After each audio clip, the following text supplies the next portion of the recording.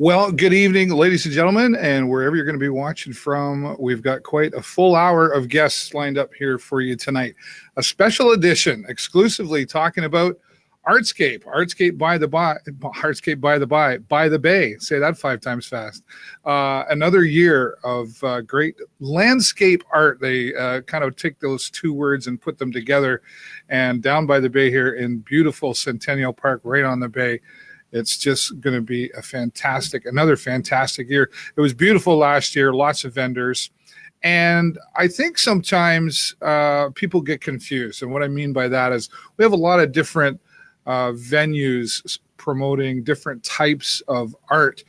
And we're going to talk to some of the vendors here tonight. And we're going to see just what's different about ARTZscape, maybe compared to some of the other things that are happening around here in Sarnia that support art.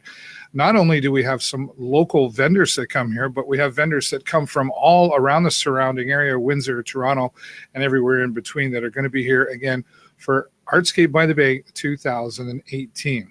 Now, what makes ARTZscape a little bit different? Well, we're going to find out. We've got 3 guests here tonight. We'll first be talking with Katherine Scimmi. And, well, this is definitely a unique discussion that's going to happen about their art. And then we've got 2 photographers that are going to be here. Bob Gallagher will join us from Windsor, Ontario, and from Sarnia, Bill Baines will be here. So, not here to talk to me, so let me bring my first guest in here. She's waiting here in the lobby. And she is excited, I know, to be here tonight. Katherine, thanks so much for joining us here this evening. Thank you for the opportunity to speak. You're welcome. And showcase. Yeah. You're, how many years have you been involved with ARTZscape now? Is this your first or no? Well, this is our first year. We've attended every year, and I used to sit on the board of Pathways, so I know the organization well, and it's a great organization and worthy of this type of a venue. Yeah, and supporting Pathways Health Center for Children, is that something that encouraged you to be a part of it as well? Absolutely. Yeah. And I've gone every year, and I've noticed all the different vendors, and this was just a great opportunity for us to showcase the unique talents of my husband and what he's brought to the table. Yeah. Well, I have to admit, I mean, the name alone is kind of catchy. Dirty Garage Accessories, right? I'm sure you get lots of grins and smiles just from the name alone, but tell everybody, what is Dirty Garage Accessories? Well, our daughter picked that name. She came up with it. Her father spends a lot of time in the garage. He's an enthusiast out there, and she just decided one day that she had seen something she wanted, and she saw this beautiful floor lamp, and she wanted to know if he could make her something different and unique with all the leftover parts that he had laying around his garage. So that kind of started the avenue that we went down, and it's just kind of grown from there. Friends saw his work, and it's just, picking things up the garage floor that you would typically throw out, that he's put together and made some beautiful pieces. Well, let's take a look at some of the Dirty Garage accessories that I was able to find here. You can see that. I mean, and these accessories, these are heavy accessories, right? Very heavy. They are very heavy. They're all made out of motorcycle and car parts, transmissions, driveline parts, glass tabletops on them. They're all very unique. There is lamps, table lamps, desk lamps, floor lamps. There's some unique clocks, and he's even started he built a banjo out of some car parts, which is very, very unique. That's a heavy banjo. It is. He's got a coffee table made from an engine block, which again is really unique to see. Unfortunately, we won't have it at the show because it's just too heavy to move around freely. So, but we'll bring some pictures of that. He's made some, go ahead. No, carry on. He's made some different LED lamps out of copper pipe and some marble. So we're going to try and have a variety of everything that he's done. Wow. Well, and going back to the weight of all of these things, you must have to really kind of decide what to bring to as an exhibitor, what you can or cannot bring around. Like you say, the engine block would be you'd need a tow truck maybe. Exactly. So that's why that's going to stay at home in the garage. But I mean, my house is full of the table lamps. My end tables and my one behind me, you can't really see it, but there is one behind me. of a beautiful lamp that he made. And but we'll be bringing all of those pieces. We've got lots of help to carry them in, and Okay. they're not going to be too heavy for somebody's table, so they don't have to worry about that. So how did this all come about? I mean, being an artist, obviously there's a creative side. I mean, that's the obvious answer, but I mean, you sort of gave a little bit of background on it, but how does one decide, like, okay, like this time we're going to do a table, or we're going to do a lamp, or I mean, it's where does it all come from, the creative side? Quite honestly, I was very surprised when he started the project. It's not something I knew he had interest in. He's always been very creative.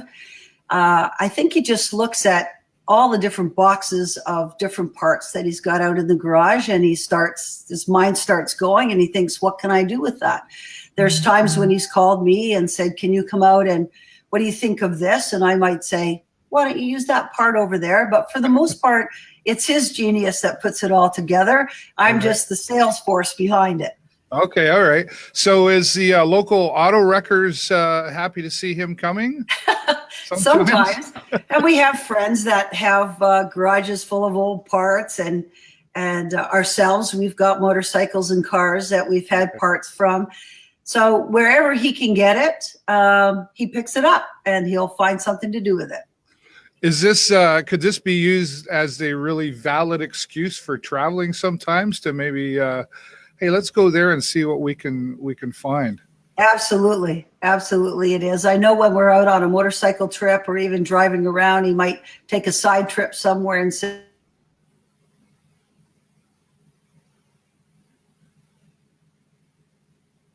oh, we've got somebody frozen. Are you still there? oh, I'm here. Oh, now you're here. back. You were frozen for a minute. So Sorry. yeah, sorry. You're saying that you might a little bit of a side trip sometimes when you're going out. Yeah, we're motorcycle enthusiasts, so if we're out on a ride somewhere, we might stop and look at things. But he tries to keep everything local, and he's connected with a lot of local dealers and a lot of local transmission shops, that sort of thing, that are more than willing to help him with his endeavors. So, and we're, as I said, we're excited to be a part of Pathways and to make some money for them. Right. Can I talk to you about the business side of this for a moment? Because Sure. I know that artists, we say starving artists, and, with musicians, sort of same thing. And I think, would you agree that a lot of times artists are very undervalued for their efforts and their work? Oh, absolutely. I mean, you have to look at the city you're in and the people you're dealing with, and who is this going to appeal to.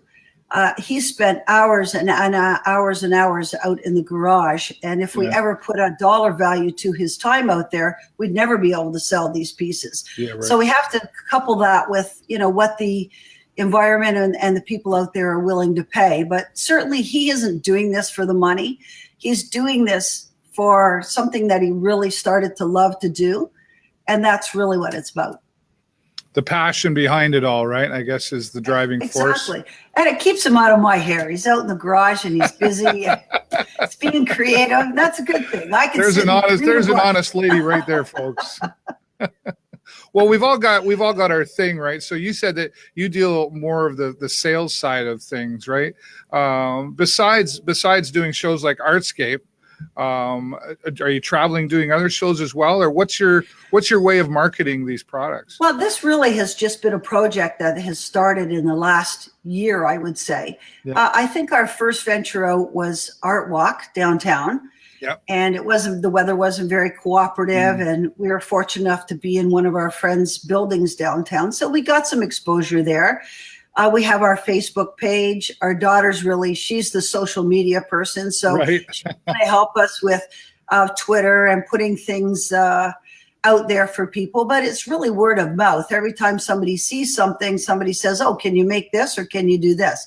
So that's really what we're doing right now. Would he love it to go a lot further? Sure. But we both have full-time jobs, and this is something that is just a sideline for him. But he loves to get these things out here, and if we could travel some more and do other shows with it, it would be great. It's a lot to pick up and travel, though. Yeah, for sure. Well, back to the weight thing again, right? Can I ask? So what do you and your husband do for as far as careers go? Well, we own a local funeral home in town, so that's really my passion and my drive. And Right. my husband works for another firm in town, but he also is part of the funeral home. So that's our day jobs. And at nighttime, this is what he loves to do. Yeah. So really busy lifestyles. How do you find the time to fit this in then? Well, we're homebodies. So besides going out on our motorcycles or visiting with our new grandbaby, which is exciting, we really stay close to home. We have a lot of friends in town. So that's really where we spend our time. So out in the garage is a good place to be. I like to garden. So I'm in the garden and Greg's out in the garage. Right.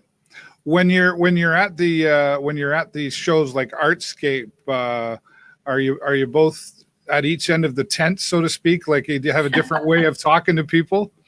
Oh, we certainly do. Of course we do. So we just, greet the people as they come in. And I'm so used to meeting people at the funeral home and dealing with people all the time. Greg loves to talk to people, but he'd like to be in the background and really talk about the technical part of what he did and what that part is. If you ask me what the part was that's on the lamp, I don't think I'd be able to tell you that. Right. So that's his domain. So you're a good partnership then. Absolutely. Absolutely. And I would think, coming from the funeral home industry, I mean, you certainly do have to have a particular way of knowing how to speak with people. So that's probably been helpful to you in this then. Well, it is helpful. Of course it is. But, and I meet a lot of people when I'm in the funeral business, and even some of those people have become good friends of ours, and they know what my husband is doing, and they love it, and they see pictures of it, and everybody has something that they want him to build. So it's interesting for him to find the different parts and put them together and come up with something that they love to do. Right. So is this is your market very specific to, say, car lovers only, or is it just? I mean, I would think that would be part of it, but then there's really a uniqueness to this as well. Like I don't know much about cars, but I'm looking at a couple things here, and I go, "Well, that's kind of cool," right? It is, and I don't think it just is for people who are car enthusiasts. I think this has a different edge to it, and if you're looking to decorate your home in something very unique, it can have a modern twist to it, and yet it can have that industrial look to it. I think it appeals to a broader market than we really think. So doing these kinds of shows really is helpful. I mean, I'd love to have some of these pieces in the funeral home, and you'll go, why would you want that in the funeral home? But really, it's very unique. People would see it. It starts a conversation. Yeah, so, sure. You never know what somebody is really interested in. Well, I would imagine you get lots of requests then, for can you take this and make this, and what about this piece and that piece? That would be an ongoing conversation, I would think. It would be. And the interesting thing is, you'll see some guys that come in and they'll look at and we had a little son when we were on Art Walk, and son and dad that came in. And his dad worked in the automotive business. And it was interesting. His dad was going through one of the lamps and telling his son exactly what each part was on it and what it was used for. So that was, very interesting and unique to watch. Yeah, interesting for sure. The different generations having different generations. And, our daughter has spent years out in the garage with her dad, and she probably knows more about these parts on these lamps and clocks than I do, which isn't a bad thing. Well, it's a team effort then. It is a team effort. Absolutely. Well, fantastic. So you're going to be there for both days at ARTZscape then, obviously? We will be there for both days. Absolutely. Please come down and see us. We're anxious for everybody to come in and see all these unique items. Well, we've been sharing your social medias here for Facebook and your Instagram accounts. And I'm really interested to see some of these pieces in person. I'll be down there on Saturday doing some promoting of the event. So we'll have to look for you for sure. That'll be great, David. Thank you for having me on. My husband, Greg, says thank you, and our daughter, Sam. And we'll hope to see everybody down there. You're very welcome. Any final thing you want to throw in before I let you go? Come on down to Pathways for this event and support Pathways. Give a donation. It's an excellent organization. They deserve all the support that they can get. They're local. The money stays local. and we're proud to be a part of it. Fantastic. Katherine, once again, thank you so much for joining me here tonight. Thank you, and David. we'll look forward to seeing you at Artscape. Thank you. Thanks very much. You're Bye now. welcome. All right, Katherine Scimmi, our first guest here tonight. Artscape by the Bay. A lot of excitement building up for this. Another great, fantastic year, and a very strong signature event, as we mentioned, supporting Pathways Health Center for Children, which affects a lot of families here. So not only are you going to come out and enjoy the beautiful view down by the bay, but we're going to add to that with a lot of the vendors that are going to be down there. So we'll look forward to seeing Katherine down there as well. All right. Well, photography is always a part of Artscape by the Bay. And, you probably know a photographer or two, but what makes them unique? Well, we've got two photographers here that we're going to talk tonight. But first, we're going to go down the river a bit, and we're going to head down to Windsor, and we're going to talk to Bob Gallagher coming up here in just a moment. Hello, Bob. Thanks for joining me. Hello, David. How are you? Fantastic. Nice to talk to you again. It was probably last year, almost this time, when I spoke with you in person. And I have to say, you signed me up for your weekly photograph session, and I still get them every week. And how would you call yourself a landscape photographer? Would that be a fair title, or how do you title yourself? Well, I do a lot of landscape. I also do a lot of abstract. I call myself a visual storyteller because the other half of me does multimedia presentations and some very large multimedia presentation things. So I have sort of two sides, but the photography is mostly landscape and abstract. Although I do have work in the National Archives in portraiture. And I used to do a lot of portraiture. In fact, we're going through some prints yesterday, and there were two prime minister portraits and a premier portrait, the three of them together. So I have done that and done a lot of commercial and aerial photography. But nowadays, I specialize mostly in landscape. Yeah. Well, that's mostly what I see when I go to my email box every Mondays when I get that. Yes. First question. What's more fun, taking the picture or traveling to get to it? Well, I've never been asked that before. It's a combination of, we do a lot of traveling, both with my work and my wife's work. And we always try and travel together. And I enjoy doing the getting away and doing the photography and seeing things that other people don't necessarily see. Yeah. But the image that you have in front of you there, people look at it and say, well, what is that? My usual response is, what would you like it to be? Yeah. But then we get into talking about it, and it's actually reflections on a very dark pond. You know, the ponds when the leaves are at the bottom and they're almost black because they've been there so many years. Well, that's what this is a reflection of a tree with the evening sun on it in one of those black ponds with a little bit of breeze over it. Oh, really? So you come along and you see that and go, beautiful. So there's a sort of a eureka moment. Aha, look at this. Yeah.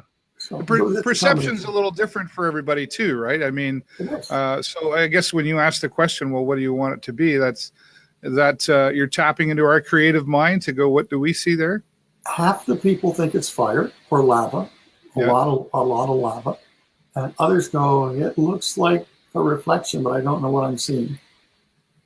So it's part of my mind. I see things and hear things differently than other people, which some people will explain my sense of humor.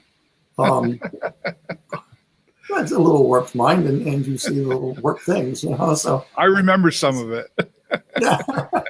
Well, so when I saw this, I thought it was a close-up of a tree bark. No, and you get that from time to time from people. It's really what your mind comes to and goes, oh, what is that?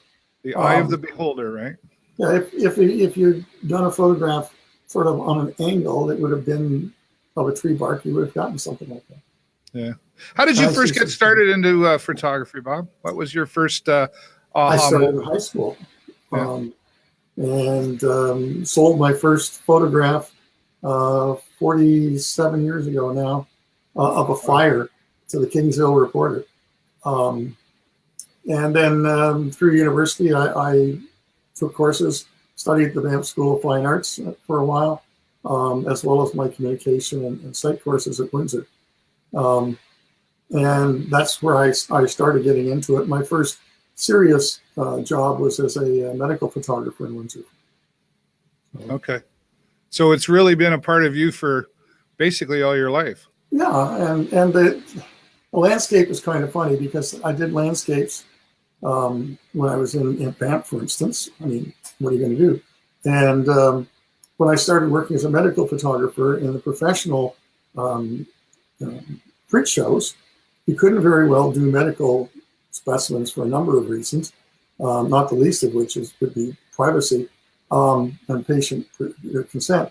Right. So I started submitting landscapes, and I did very well at it.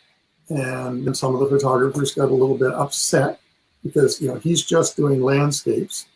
And so they put in a number of rules that you had to have this many wedding or portraits, and you had to have this much commercial. Oh, yeah. So I kept winning Photographer of the Year a couple of times, and that was upsetting to some of them.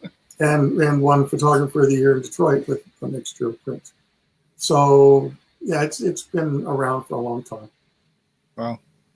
Do you did just happen to be walking around and you see something that you like, you set it up sometimes, or is it spontaneous that moment happens, or is it a combination? Like how does that picture there come together for you? Well, that picture is going out and looking in the fall season. There are some people who photograph every day, and when you're first starting in photography, that's an important thing to do, to take regular photographs. When I was at university at Windsor, I used to take the bus downtown, go into the local camera store, buy a roll of film, or 2 or 3, whatever I could afford that week. And by the time I would get back to the university, I would have used up the whole roll and put it in the mailbox and ship it off to Kodak to have it made into slides. And that's an important thing when you're starting. Now, just because of our scheduling, I tend to be more of a binge photographer. So I will go out in the fall and spend a week or two doing fall photography. When we're traveling, we spend a fair amount of time in Australia the last couple of years. So I will do the Great Ocean Road. Right. A couple of times while I'm in Melbourne, for instance, in the same trip. So that kind of thing, I get a lot of Australian photographs in my work. So it's, with me, it tends to be a lot of really good photographs in a very short period of time now, just from the traveling. What about, you mentioned earlier how, you used to take that roll of film. I mean, I go way back to the Polaroid days. I remember when that film thing became instant, but film, and now we're digital. Did that change you as a photographer because of technology, or do you still use, can you still do the film thing and develop, or how has that affected you as an artist, as a photographer? Well, I taught at the University of Windsor for 20 years, taught photography. And in many ways, I was lucky because I taught through the digital revolution. When I first started, we did nothing but film. The students were doing all black and white film. And then as the time went on over those years, we got into more and more of the digital. And so when I left, it was about 50-50. Today, I could not imagine going back and shooting film. You hear people say, oh, film is so wonderful, and film is this and film is that. And to be quite honest, it's nonsense. The image you're looking at here is 32 by 48 inches. So, 4 feet wide. From a digital photograph, which is basically the size of a 35 millimeter sensor. When we shot in film, 1114 was pretty much the top end. You might get a 1620 out of a piece of 35 millimeter film, but you certainly would not go 3248. In ARTZscape, I have one image that I'm showing this week that's 72 inches long. That's 6 feet off of a digital image, and it's beautifully clear. Yeah. We have such control if you know what you're doing in exposing, you know what you're doing in processing, because today, it used to be in film, you would develop your film based on, especially in black and white, based on what was happening and the was it contrasty or low contrast, you'd extend or contract the time you did to create your film. Today we can do that, and then people say, well, you use Photoshop.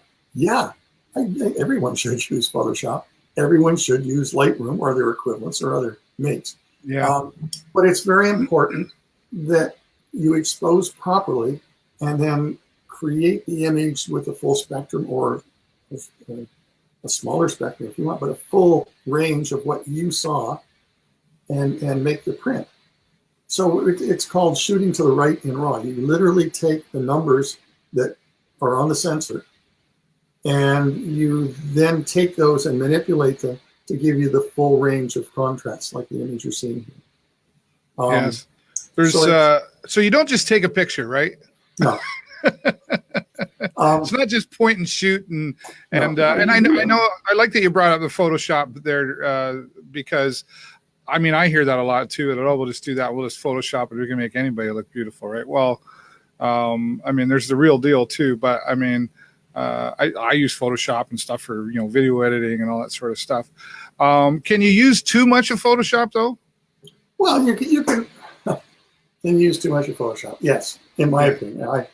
There are some people that use excessive amounts of Photoshop and Lightroom. Photoshop and Lightroom are two Adobe products that really match each other. Yeah. You can use too much.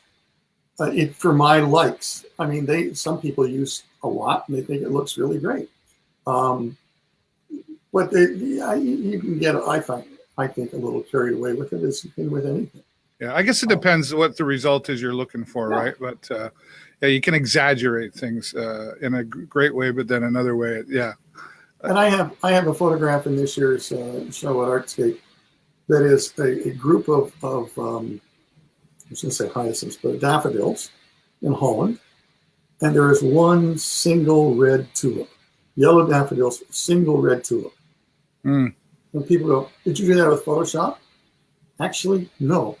That is a straight print, other than the contrast, which you have to see. Because if you shoot RAW, you end up with a very flat image.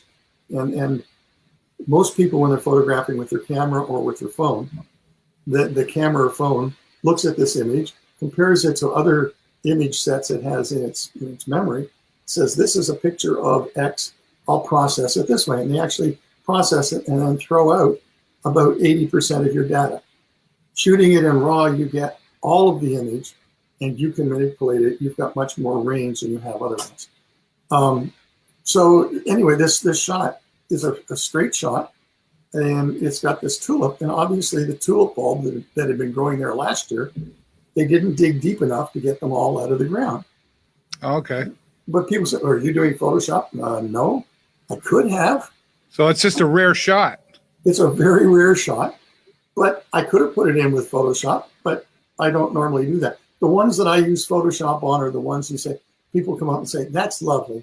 I'm glad you don't use Photoshop. And then you've done the job well. You don't have to tell them, Bob. Well, no, I mean, I have, well, it's not in this year's show, it was in last year's show, one shot out of my iPhone. And people just loved it. But it's being able to shoot it in RAW and having it come up. Yeah. So yeah, you're using Photoshop is a tool of the trade, the same way that when I was working in the black and white darkroom, used to dodge and burn, lighten areas, darken areas, change when I was printing color, change the color. I mean, that's what you do in Photoshop and Lightroom. It's gotten a bad rap lately because people think, well, he's just cheating. No. He's skilled artisan, and you're still using it as a tool. That's all. Yeah. It's a digital tool. That's the only difference. It's more enhanced than it was 20 years ago when we didn't have Photoshop. No, not really. No.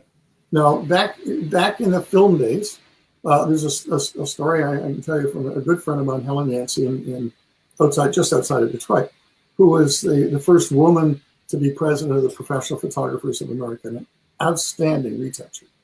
One year in the 100 photographs in the Professional Photographers of America in their travel program, she had done the retouching on 55 out of the 100 from across the U.S. I mean, that's a good retouch.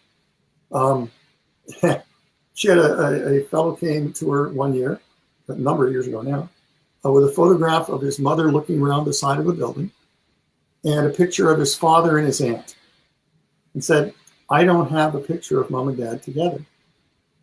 Would you be able to take this picture of my mom and replace her with my aunt? Or replace the picture of my mother's face on my aunt's body? And I went, yeah. And she talked to the guy. He's a very nice guy. And so she did that. And he came and picked it up and paid her, and it was just wonderful.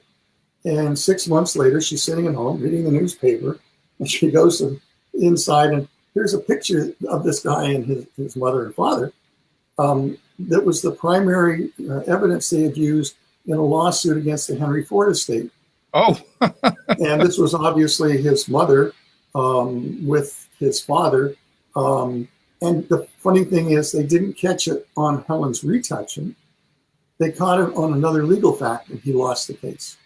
Oh, okay. But think about this. Her retouching was so good that it fooled or got by the Ford Empire, right, that no one noticed it was not a real photograph. Wow. You don't need Photoshop. We've been doing that kind of stuff. We've been doing multiple exposures. That was back in the 1800s, of multiple imagery on the same photograph. We just do it a different way now. But I also talk on the phone differently than I used to. So well, that's true. We all do. We all do, for sure. Well, Bob, thanks so much. And I know I'm looking forward to seeing you again at ARTZscape. And I'll be around with my camera going live. So I'm sure I'll bump into you, and we'll take some of that sense of humor that I remember from last year and put it out there as well. Man, we'll chat. Just to let you know, we're going to be at booth 71. Booth 71. Booth 71. And look forward to, got some very, what do you say? A friend of mine came and looked one time at my photographs, and she goes, your pictures aren't large. Your pictures are magnificent. They're the size they should be. So you'll notice from last year and this year that we have a lot more large prints, especially for home and office to collect. So come and have fun. Give me a chance to chat. Yeah, look forward to it. Okay. Bob, thanks so much. We're showing everybody your website here too. If you want to find out more about Bob Gallagher, check out his website. But also come on down there this Saturday and Sunday to ARTZscape by the Bay. We'll see you then, Bob. If someone wants to sign up for that photograph every Monday, we'll have the machine there. It makes my Monday, I'm telling you. Yeah. Thanks, Bob. We'll see you soon. Bye. All right, photographer Bob Gallagher joining us. A great storyteller too, right? It's always, I'm sure there are thousands of stories behind every photograph taken, and any artist that puts something together, there's lots of great stories. So once again, for those of you, if you're just joining us live right now, we're talking with some of the vendors that are going to be at ARTZscape by the Bay. That's coming up this Saturday and Sunday here in beautiful downtown Sarnia, down by the new Suncor Agora area and all the walkway along down there, down by just the Bay alone is beautiful. And now it's going to be enhanced with ARTZscape by the Bay. All right, coming up now, another photographer, but a bit of a different style. And he's been doing his passion for several years as well. And he's joining up again with ARTZscape by the Bay. We're going to bring him on right now. This is Bill Baines. Hello, Bill. Thanks for joining me. Hi, David. How are you? I'm doing fantastic. You're the last one on here. So the toughest part is I can't ask you the same questions, can I? Well, your previous guest is definitely a little bit more technical. He's a formerly trained photographer, whereas I come from a slightly different background. Yeah. You're self-taught? Is that what you would say? Or did you go to school? Or tell us a little bit about yourself, Bill. Well, I'm a retired police officer, and I'm one of those people that, at a young age, when cameras were, you send in box tops from cereal. You get your first camera. I was one of those guys that had a camera. So I had a camera most of my life growing up, and then kind of fell away from it. I became a police officer, and years into my career, I had the opportunity to become a scenes of crime officer. Right. So you're responding to break-ins and thefts and things like that. And part of the training and part of the responsibility was photography, Right. photographing evidence, crime scenes, that sort of thing. And one thing led to another, and I got more serious about it. And then about 7 years ago, when I retired, jumped in with both feet, and it's become a big part of my life now. Fantastic. Interesting way to, would the crime scenes of, would that maybe been helpful at training your eye as a photographer? Because I guess there would be a lot of details you'd want to be looking for. Certainly. I mean, they're different, obviously. The Yeah. things that I was looking for then compared to now, but I think all photographers are like that. We look at things. You can have two people standing there, one being a photographer. We're looking at the same thing, but we're seeing totally different things in a lot of cases. And thus, one person might take a quick snapshot of what we're looking at, and the photographer, sets up. He takes the time, as was mentioned previously, using camera settings and a number of different things and techniques, and the photo that you end up with is totally different than the person standing beside you. So, you've heard people mention you've got the eye. And Yeah. and that's very true. And some people have it, some people don't, and it's something that you can learn and practice and get better at. Well, I have to say, you say you have the eye, but, we talked about Bob and, you and I both. And I mean, I think a lot of people everybody knows a photographer, right? True. And I guess with digital technology and, even he mentioned, iPhones. That's all my photography is done on an iPhone. Now, that being said, I'm not doing it at the level that you are, but I do know some folks that use the iPhone and do create some fantastic results. Is an iPhone something that you use from time to time, or are you strictly the DSLR thing? Yeah, I'll use my iPhone. I have an iPhone. That's what we're communicating on right now, and the cameras have come a long way. But it's not something that I rely on. My equipment is a little different, as you mentioned, the DSLRs and bigger lenses for different jobs, different formats and things like that. So, and it all works in certain circumstances depending on what you're looking for and what you're doing. Well, everything that I've noticed since I ran into you again a couple of years ago, you do have I thought you were doing paintings. And I hope you take that as a compliment to what you're doing with your photography. Oh, I do. It's and there's a bit of a gray area there for some people. The photography, I think, is now becoming more accepted as an art. Right. A lot of people, because you weren't putting brush to canvas or sketching or building something out of clay with your hands, that photography wasn't necessarily art. But when you look at all that's involved, and we actually compose a picture when we look at a scene like the one that's on the screen now. You're composing that photo, that painting, if you want to call it that, what you want in it and how you want it to look. And then you have to be familiar with your camera so that you can transfer, the result that you're thinking about, get it, through the lens onto the disc or the card, and then process it after the fact. But no, I take that as a compliment. Pictures like the one we're looking at. Yeah, what is this a picture of? This is a place called Madawaska, Ontario. It's it's off of Highway 60 east of Algonquin Park. And you go back in off the highway, and there's a river that runs through that area, the Madawaska area. I happened to be up there in the fall and was able to capture this shot. That's beautiful. And I guess you could say that your camera is your brush, and the different settings maybe are the, do I have a hard brush, a soft brush, a firm brush, a fine brush, and that's you kind of create the canvas, though.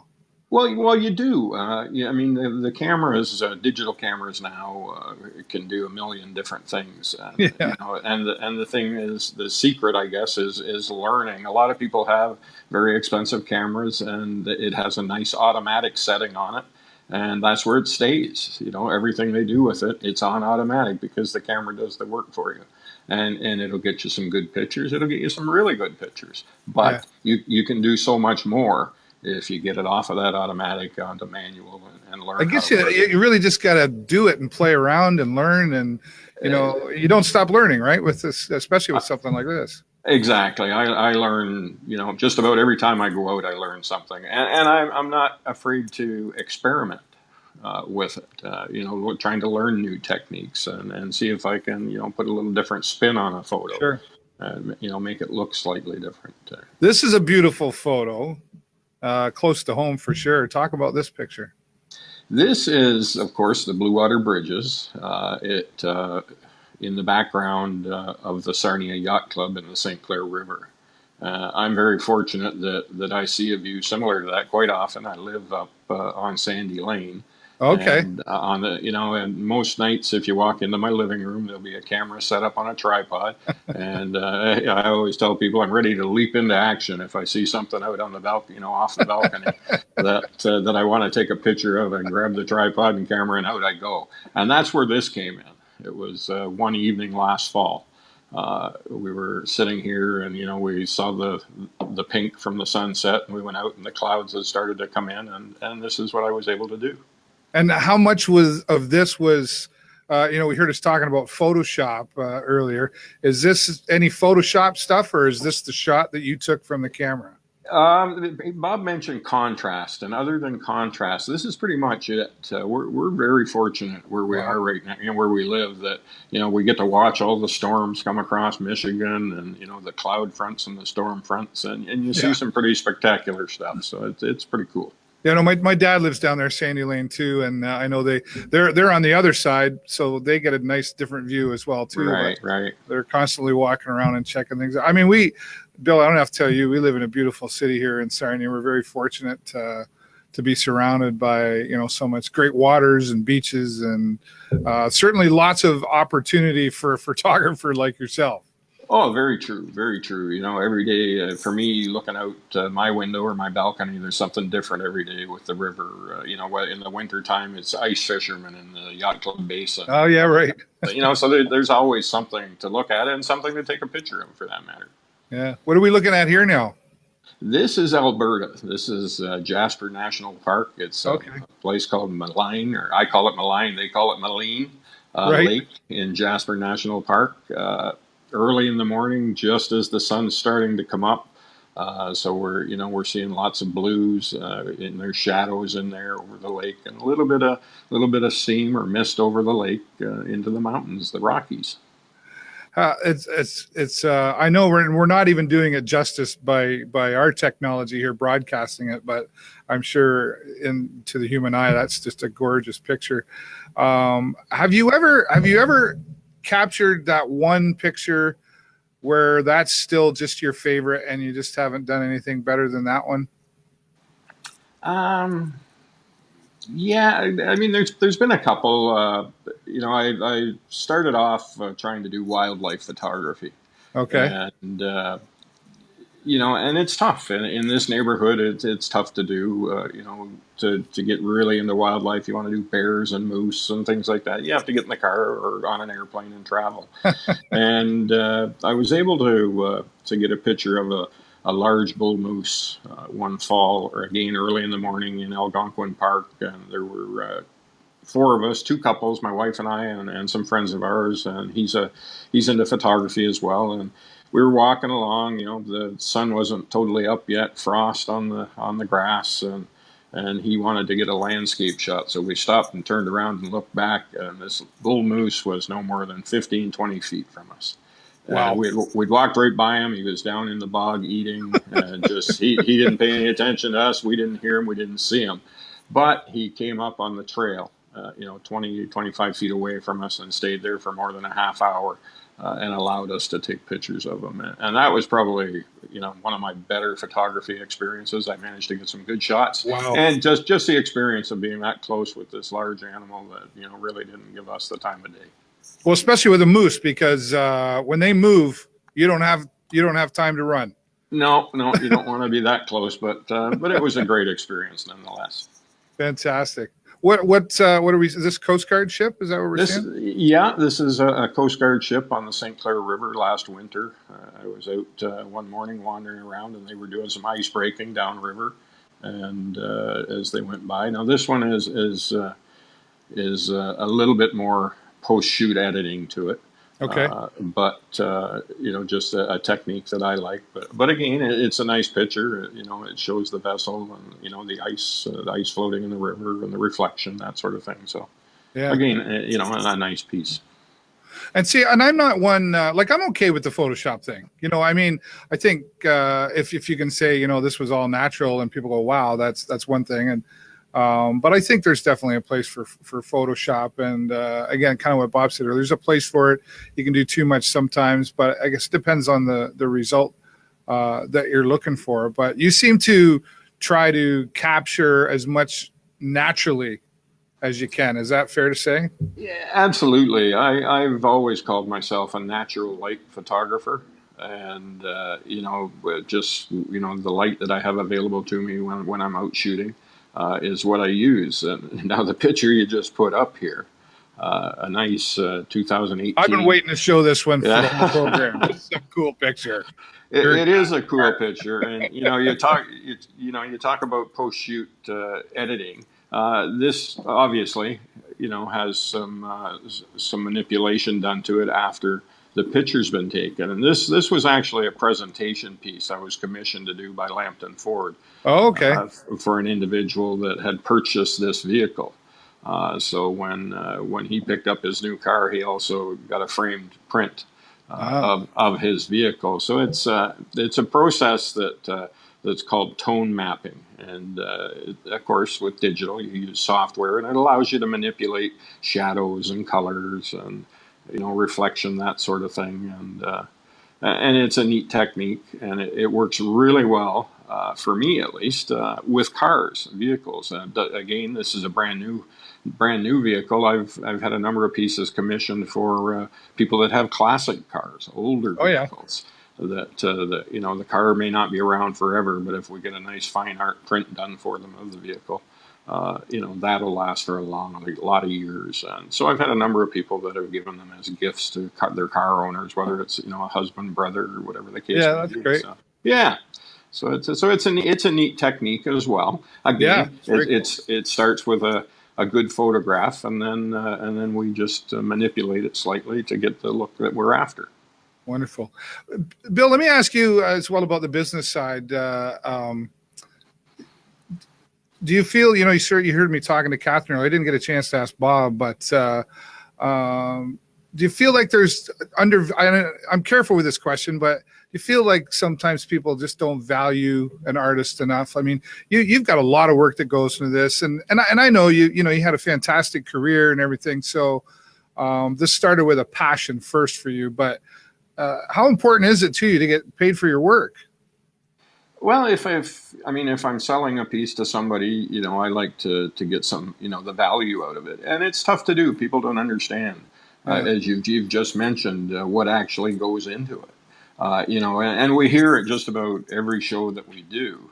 Mm-hmm. Somebody will come in and, we hear them whispering, we could do that. I've got a camera. We could take that picture. Yeah, I got an iPhone. Whatever, whatever they're using. I've had people look at, I've got a couple of good shots that I'll have on display this weekend. One of a moose and the other of an Algonquin wolf that I managed to get some pictures. Oh, yeah. A couple of beautiful pictures. And, I've had people whisper and say, well, we could do that. For a lot less money. Well, yeah, you could, but, I've been going to Algonquin for 8 or 9 years, 4 or 5 times a year. And, it took me till my 7th year to get that picture, of the wolf. Yeah. And it's the only opportunity that I had to get those shots. So, yeah, you can do it, but be prepared to invest, the time and the money that it takes to do those things. And then hopefully you've got the skill and the knowledge to put that camera that you have to work and get that picture. And then we present it, we frame them. Maybe they're printed on a canvas. Maybe it's a matted and framed print. It costs money to do those things. So sometimes, people I don't think, and it's not just with photography; it's with other things as well. Yeah, absolutely. Whether it's painting or it's pottery or whatever, they don't necessarily appreciate the time and effort and the skill level that it takes to do those sorts of things. So, and that's kind of what I like about ARTZscape, the type of show that it is that everybody that's there are artists and artisans. They've produced their own wares, and people generally that are there because they appreciate that sort of thing, and maybe they're looking to make a purchase. It's definitely different than it's not a craft show. It's not a flea market. It's not a craft show. People are there. Photography for me is tricky. I think it's a very spontaneous thing. When somebody comes out, if you've got something that catches their eye, then and they like it, it's a good picture, it catches their eye, they appreciate it, then they're more likely to buy it. I can't remember ever walking out the door even before I got into this and saying, let's go look, we're going to buy a print today. It was, but if we saw something and we appreciated it and we wanted to have it in our home, we'd certainly buy it. Well, I think you make a really good point there, Bill. And I was just thinking that, like, if somebody is saying, well, that's not, I don't know, $300, I could do that. It's obviously not a piece that needs to be hanging in their home anyway. They don't obviously, it's not the right fit for them if they're not willing to see the value in whatever the artist has done, right? So, I can't draw stick people, so my art is my voice. So that's as far as I mean, it's I walk around and I'll do it this weekend. I'll take the time to go around and look at other people's booths, and it won't just be I'll go down and I'll visit Bob. And I met a gentleman last year, another photographer from Stratford. Not sure if he's coming back or not, but we'll chat and we look at each other's products and what we're doing, and they'll come and visit my booth, and but it won't just be photographer. I'll pop in and see what other people are doing. And I remember we met a gentleman, I forget where he was from last year, but he had gorgeous handmade pottery, plates and bowls, and you name it. It was gorgeous stuff, and just a ton of work and effort goes into that. Absolutely.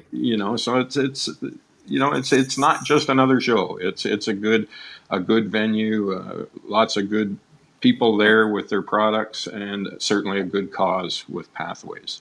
Yeah, you nailed it right there at the end. It's a great cause. It's a signature event for Pathways, and you just explained exactly what ARTZscape's all about. Bill, I know you and I could talk forever because we've known each other for a few years. So I hope we'll get a chance to. I'll be around with my camera, so Sounds I'll look good. for you, and we'll get a chance to chat and appreciate your photography some more. Thanks for joining, Bill. Look forward to it, Dave. Take care. Bye-bye.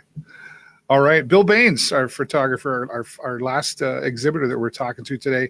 ARTZscape by the Bay 2018, again, coming down to Centennial Park on the beautiful side there, right down by the bay, and already beautiful, and we're going to add it even more. Mother Nature says she's going to cooperate, and close to 150 vendors. Don't quote me on the number. I didn't check with Sandy before, but I know they've got a lot of vendors going to be down there. And shout out to Sandy Grimshaw and the team who have been putting ARTZscape together and really enhancing it more and more. I know they had a huge successful year last year, and they're looking to do that again. And of course, it's all in support of Pathways Health Center here in Sarnia, Lambton. I wasn't ignoring anybody out there. There's a few people. Blake, I want to say thanks for joining. And Dale is out there. Tracy, also thanks for stopping by and saying hello. And the replay of this will continue to exist. So help Pathways out and help ARTZscape out by clicking on that share button. If you enjoyed this show at all, please share it around and get down to Centennial Park. I'll be down there on the Saturday as well at 9 o'clock in the morning. We'll be doing some special live vignette broadcasts, and they'll be down there, ARTZscape, 9 o'clock till 6 o'clock on Saturday and 9 to 4 on Sunday. And there's going to be great entertainment down there as well. So some great local entertainment and beverages, etc. So with Mother Nature cooperating, You won't have any reason to not get off the couch and come on down and appreciate ARTZscape by the Bay 2018. Thanks to my guests once again, Katherine Scimmi, who joined me at the beginning. From talking about the fancy dirty garage accessories. Very cool. I can't wait to go down and see that. And then our friend Bob Gallagher, who's a landscape photographer from Windsor, Ontario, coming down. And then finally, just there, we were talking to photographer Bill Baines. Thanks so much again for watching, everybody. And we'll look forward to seeing you down at Centennial Park this Saturday and Sunday for ARTZscape by the Bay 2018. Thanks again for watching, everybody. Until next time, bye for now.